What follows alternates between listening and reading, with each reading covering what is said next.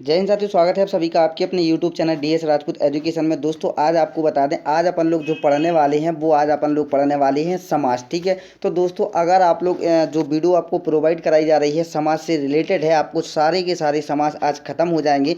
और दोस्तों अगर आप लोगों ने इस वीडियो को शुरू से अंत तक देख लिया तो आपके 5 नंबर पक्के हो जाएंगे और फिर आपको कहीं किसी तरह की आवश्यकता नहीं पड़ेगी। तो चलते हैं दोस्तों, वीडियो को स्टार्ट करते हैं। और आज अपनी जो क्लास होने वाली है ये समाज से संबंधित है। तो समाज किसको कहते हैं, कितने प्रकार के होते हैं, वो सभी अपन लोग इस वीडियो में पढ़ने वाले हैं। और दोस्तों आपको किसी भी कॉम्पिटिटिव एग्जाम्स को क्रैक करना है तो दोस्तों आपको समाज से रूबरू होना पड़ेगा और आपको 5 नंबर से 100% पूछा जाता है। तो चलते हैं दोस्तों, स्टार्ट करते हैं वीडियो को। और आप लोग यूपी टेट की तैयारी कर रहे हैं खास तौर से, तो आपको 5 नंबर अगर आपको पक्के करना है तो आज आपको ये वीडियो शुरू से अंत तक देखनी पड़ेगी। तो स्टार्ट करते हैं वीडियो। तो आपको बता दें दोस्तों, आज हम हिंदी व्याकरण में आपके लिए समाज का विषय लेकर के आए हैं। इसके अंतर्गत हम पढ़ेंगे कि समाज किसे कहते हैं, ठीक है, समाज के कितने भेद होते हैं और कौन कौन से हैं, ठीक है, समास विग्रह किसे कहते हैं, अव्ययीभाव समास, तत्पुरुष समास, कर्मधार समास, द्विगु समास, द्वंद्व समास, बहुब्रीहि समास, इन सभी का संक्षिप्तीकरण को लेकर के आए हैं जो कि ज्ञान के क्षेत्र के विस्तार के लिए आपके लिए बहुत उपयोगी है। तो दोस्तों वीडियो को स्टार्ट करते हैं और अपन लोग बारी बारी से पढ़ेंगे। आशा करेंगे कि आप लोग इस वीडियो को शुरू से अंत तक देखेंगे। और अगर आप लोग सुपर टेट की तैयारी कर रहे हैं तो दोस्तों आप लोगों को इस वीडियो को देखना बहुत ही आवश्यक होता है। और आप लोग TGT PGT किसी भी एग्जाम्स की तैयारी कर लें दोस्तों, आपको समास पूछे जाते हैं। ठीक है, तो अब समास किसे कहते हैं इसको अपन लोग जानते हैं। आपस में संबंध रखने वाले जब 2 या 2 से अधिक शब्दों के बीच में जो विभक्ति हटाते हैं उन दोनों शब्दों को मिलाया जाता है, तब इस मेल को क्या कहते हैं, समास कहते हैं। दूसरे शब्दों में 2 या 2 से अधिक शब्द मिलकर जब एक नया जो है उससे मिलता जुलता शब्द का निर्माण करते हैं वह समास कहलाता है। समास शब्द संपूर्ण रूप से एवं आस यानी शब्द से मिलकर बना होता है, जिसका अर्थ होता है विस्तार से कहना। और इसी के अंतर्गत समाज के नियमों से बना शब्द सामाजिक पद या समस्त पद कहलाता है, जैसे देशभक्ति, चौराहा, महात्मा, रसोईघर। ठीक है, और भी देखते हैं। यहाँ पर अपन लोग विस्तृत रूप से पढ़ने वाले हैं दोस्तों। यहाँ पर क्या दिया गया है, सर्वप्रथम हम जानेंगे कि विग्रह का क्या अर्थ होता है। विग्रह का अर्थ होता है अलग अलग करना। समाज के नियमों से बने शब्द या समस्त पद के सभी पदों को अलग करने की प्रक्रिया जो है वो समास विग्रह कहलाती है। जैसे उपर्युक्त कुछ समस्त पद जो अपन ने देखे हैं समास विग्रह में बदलते हैं। जैसे कि देशभक्ति है तो देशभक्ति का समास विग्रह क्या होगा, देश के लिए भक्ति। ठीक है, चौराहा समास का शब्द विग्रह 4 राहों का समूह होगा। समास रचना में 2 पद होते हैं, पहले को पूर्व पहला पद कहते हैं, वह दूसरे को उत्तर पद यानी बाद कहते हैं। ठीक है, 2 शब्द होते हैं, एक तो पहले होता है एक बाद में होता है। ठीक है, तो उनको अपन लोग क्या कहते हैं, पहले को पूर्व पद और दूसरे को उत्तर पद कहते हैं। ठीक है, इसके हिसाब से आप लोग समझ सकते हैं। जैसे धर्म ग्रंथ, धर्म और ग्रंथ, इसमें पूर्व पद धर्म व उत्तर पद ग्रंथ है। रथ चालक, इसमें पूर्व पद होगा रथ और उत्तर पद में आपका होगा चालक। इस कारण से इनमें समास प्रक्रिया के कारण बीच की विभक्ति लुप्त हो जाती है। रथ चालक में बीच की विभक्ति को है तथा धर्म ग्रंथ में बीच की विभक्ति का है। इसके अतिरिक्त कुछ शब्दों में विकार भी उत्पन्न हो जाते हैं, जैसे काठ की पुतली यानी कठपुतली, इसमें काठ का से का बन गया है। ठीक है, तो यहाँ पर इसको भी आपको समझना पड़ेगा और समझते भी चलिएगा। दोस्तों आप लोग चाहें तो इसका स्क्रीनशॉट ले सकते हैं, अन्यथा की स्थिति में आप लोग इस क्लास को पूरा देख लीजिएगा। आपको क्वेश्चन आंसर भी कराएंगे जिस प्रकार से क्वेश्चन पूछे जाते हैं अंत में। अब बात कर लेते हैं समाज के कितने भेद होते हैं, समाज कितने प्रकार के होते हैं। इस प्रकार से अगर क्वेश्चन पूछा जाए तो समाज के मुख्यतः 6 प्रकार या भेद होते हैं जो निम्नलिखित हैं। ठीक है, आपका क्वेश्चन पूछा जाता है समाज के कितने भेद होते हैं या फिर समाज कितने प्रकार के होते हैं, तो आपका राइट आंसर हो जाएगा 6 होते हैं। अब कौन कौन से होते हैं जान लीजिएगा। पहला तो आएगा आपका अव्ययी भाव समास। ठीक है, दूसरा तत्पुरुष समास, कर्मधार समास, द्विगु समास, आपका द्वंद्व समास और आपका छठवां रहेगा बहुब्रीहि समास। अब इन सभी को बारी बारी से पढ़ेंगे। पहला है, यदि पदों की प्रधानता के आधार पर समाज का और वर्गीकरण किया जाए तो अव्ययी भाव समास पूर्व पद प्रधान, तत्पुरुष, कर्मधार व द्विगु समास उत्तर प्रधान पद और अंत में बहुब्रीहि समास दोनों पद प्रधान हैं। इसकी परिभाषा समझते हैं। अव्ययी भाव समास किसे कहते हैं, अब पहला पढ़ेंगे। जिस समास का पहला पद प्रधान हो या अव्यय यानी अविकारी हो तथा दूसरा पद या उत्तर पद गौण हो, उसे अपन लोग क्या कहते हैं? अव्ययी भाव समास कहते हैं। अव्ययी भाव समास समझिए किसको कहते हैं? जिस समास का पहला पद प्रधान हो या अव्यय हो, अविकारी हो, ठीक है, तथा दूसरा पद या फिर उत्तर पद गौण हो, उसको अपन लोग क्या कहते हैं? अव्ययी भाव समास कहते हैं। ठीक है, इतना समझ गए होंगे। नेक्स्ट देखते हैं, उदाहरण समझ लेते हैं। उदाहरण के लिए होगा शक्ति के अनुसार, तो यथाशक्ति, जन्म से लेकर आजन्म, भरपेट, पेट भर के, ठीक है, इस प्रकार से हो जाएगा। नेक्स्ट है आपका, इसको समझते हैं। उपर्युक्त कुछ उदाहरण में यथा, आ, भर, आ आदि पूर्व पद है जो प्रधान है, जबकि शक्ति, जन्म, पेट, उत्तर पद जो गौण या प्रधान पद पर आश्रित हैं। अव्ययी भाव के कुछ निम्नलिखित उदाहरण इस प्रकार हैं, तो इसको देखिएगा। हाथों हाथ, एक हाथ से दूसरे हाथ में। हर फन मौला, हर फन में मौला यानी हर काम में, ठीक है, आप समझ सकते हैं। अनुरूप, रूप के योग।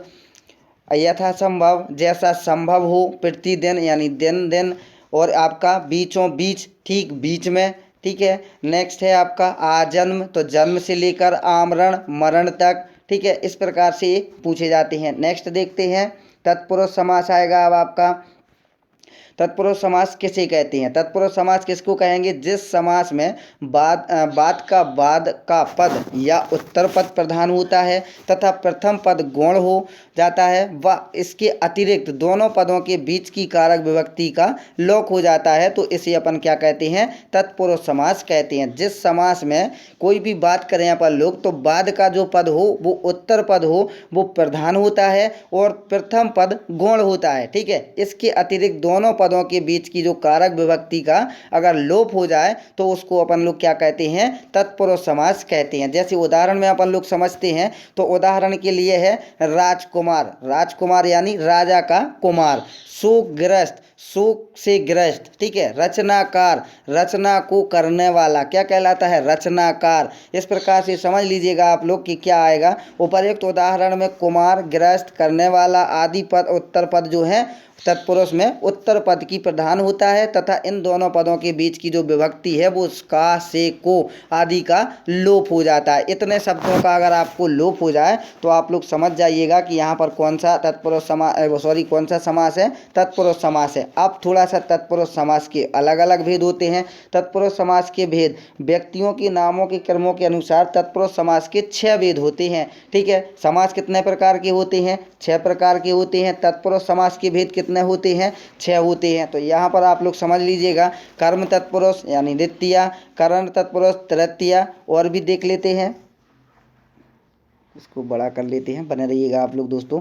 नेक्स्ट है संप्रदान तत्पुरुष चतुर्थी, अपादान तत्पुरुष पंचमी, संबंध तत्पुरुष षष्टमी और अधिकरण तत्पुरुष ये सप्तमी। अब इसके बारे में अपन लोग पढ़ेंगे। हम उपर्युक्त भेदों को संक्षिप्त रूप से समझने का प्रयास करते हैं। कर्म तत्पुरुष, इनको समझते हैं। इसमें 2 पदों के बीच में लगने वाली कारक चिन्ह का को गायब हो जाता है। कर्म तत्पुरुष का उदाहरण इस प्रकार है। तो कर्म तत्पुरुष जहाँ होगा, इसमें दोस्तों जो लगने वाला कारक चिन्ह होगा बीच में को, ये गायब हो जाएगा, ठीक है। तो यहाँ पर उदाहरण के लिए समझते हैं अपन लोग, गगन को चूमने वाला गगनचुंबी, ठीक है, गगन को चूमने वाला गगनचुंबी।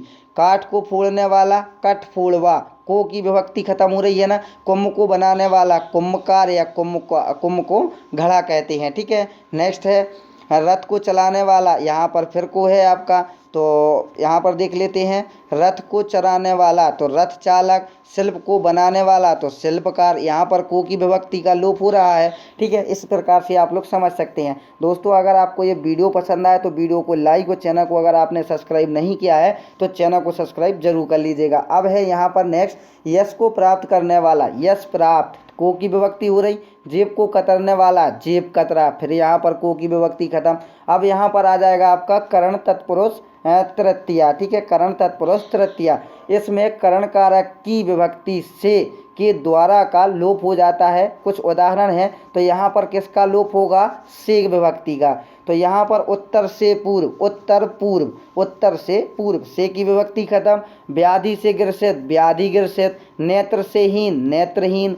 कर्म से हीन, कर्महीन। अगर आपको आ जाए व्याधि ग्रसित, तो यहाँ पर कौन सा होगा, करण होगा। ठीक है, कौन सा होगा, किसके बारे में अपन लोग पढ़ रहे हैं, करण कारक। ठीक है, करण तत्पुरुष पढ़ रहे हैं, तो यहाँ पर कौन सी विभक्ति का होगा लोप, से की विभक्ति का होगा। तो ठीक है, अगर आपसे आ जाए रेखांकित तो रेखा से अंकित, आप लोग समझ जाइएगा। करण तत्पुरुष पूछा जा रहा है। मन से चाहा, मन चाहा। वाल्मीकि द्वारा रचित, वाल्मीकि रचित। पद से ललित, पद ललित। ठीक है, इस प्रकार से पूछे जाते हैं। नेक्स्ट देखते हैं, इसको भी थोड़ा सा बड़ा कर लेते हैं दोस्तों।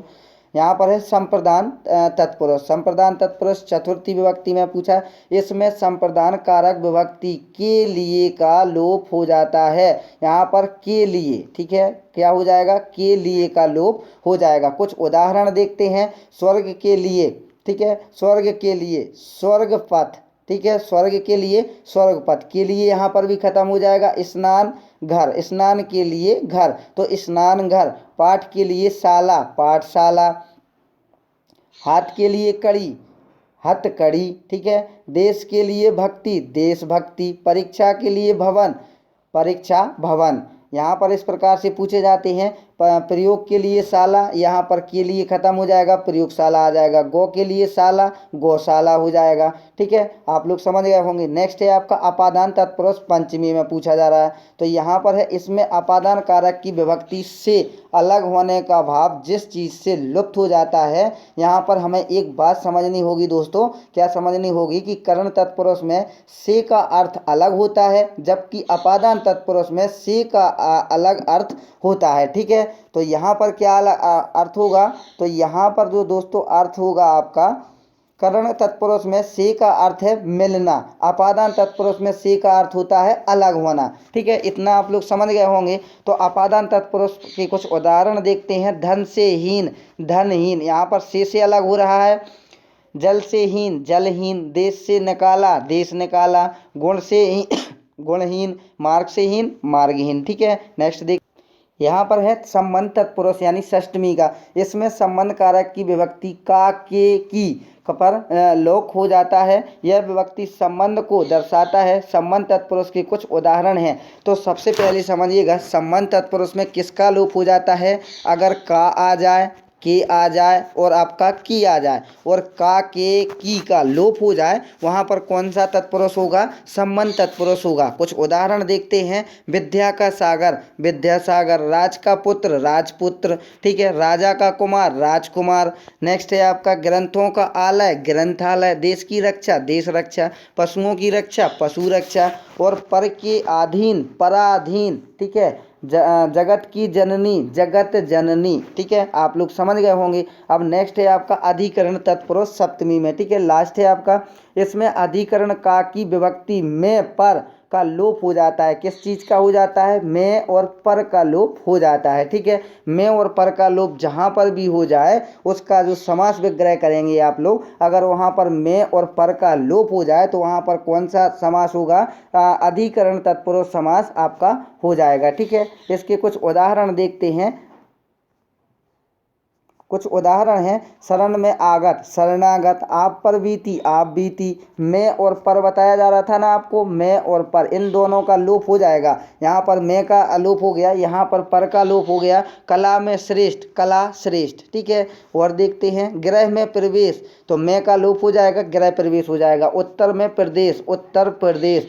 कर्मधारय समास किसे, दोस्तों ये खतरनाक क्वेश्चन है आपका कि उत्तर प्रदेश में कौन सा समास है, तो बताइए दोस्तों कौन सा समास है। आप लोग कमेंट कर दीजिएगा जल्दी से आंसर, अगर आप लोग इसी समय नहीं भूले हैं तब। ठीक है, अब नेक्स्ट है कर्मधारय समास किसे कहते हैं, जिस समास में पहला पद और दूसरे पद के बीच विशेषण, विशेष्य या उपमान, उपमेय का संबंध हो, वह कर्मधारय समास कहलाता है। इसकी मुख्य पहचान जो है विग्रह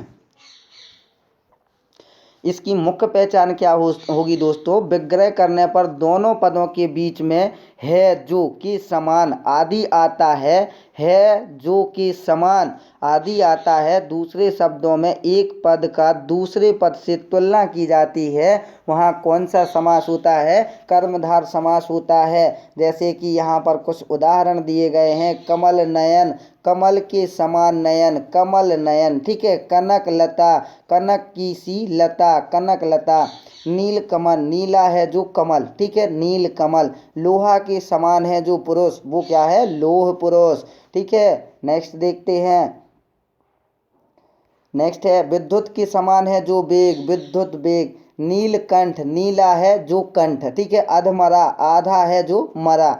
अब इसके बाद आ जाएगा द्विगु समास। किसको कहते हैं? द्विगु समास बिल्कुल सरल होता है। जब समास में पहला पद संख्यावाची हो, संख्यावाचक विशेषण हो और उत्तर प्रधान हो, वह क्या है? द्विगु समास कहलाता है। इसमें समूह समाहार की आवृत्ति होती है। द्विगु समास के कुछ उदाहरण हैं, इनको भी देख लेते हैं। जैसे कि 7 टापुओं का समूह सप्त टापू, 3 रंगों का समूह तिरंगा, ठीक है। पहले जिसमें आपका संख्या आ रही हो वहाँ पर कौन सा समास होगा? द्विगु समास आपका हो जाएगा, ठीक है। इसके बाद मुख्य पद प्रधान हो बाद वाला, तो जैसे 7 टापुओं का समूह सप्त टापू, टापू मुख्य है। 3 रंगों का समूह तिरंगा, 3 भुजाओं का समाहार त्रिभुज, ठीक है। 3 कालों का समाहार त्रिकाल, 2 पहरों का समय दोपहर, 7 ऋषियों का समूह सप्त ऋषि, 9 प्रकार के रत्न नवरत्न, ठीक है। इस प्रकार से आपके पूछे जाते हैं। अब है आपका नेक्स्ट है द्वंद्व समास। किसको कहते हैं? जिस समास में दोनों पद प्रधान हो और अलग करने पर और एवं या अथवा लगता हो, उसे क्या कहते हैं? द्वंद्व समास कहते हैं। द्वंद्व समास में दोनों पदों के बीच में ये चिन्ह जो बना हुआ है, इसको क्या कहते हैं? योजक चिन्ह लगता है। द्वंद्व समास के कुछ उदाहरण हैं, तो ये आप लोग देख लीजिएगा। नेक्स्ट है उदाहरण, देखिएगा आप लोग। तो उदाहरण में क्या है? दाल और रोटी, दाल रोटी। पाप और पुण्य, पाप पुण्य। कौन सा है? द्वंद्व समास। गाड़ी और घोड़ा, गाड़ी घोड़ा। शिव और पार्वती, शिव पार्वती। राधा और कृष्ण, राधा कृष्ण।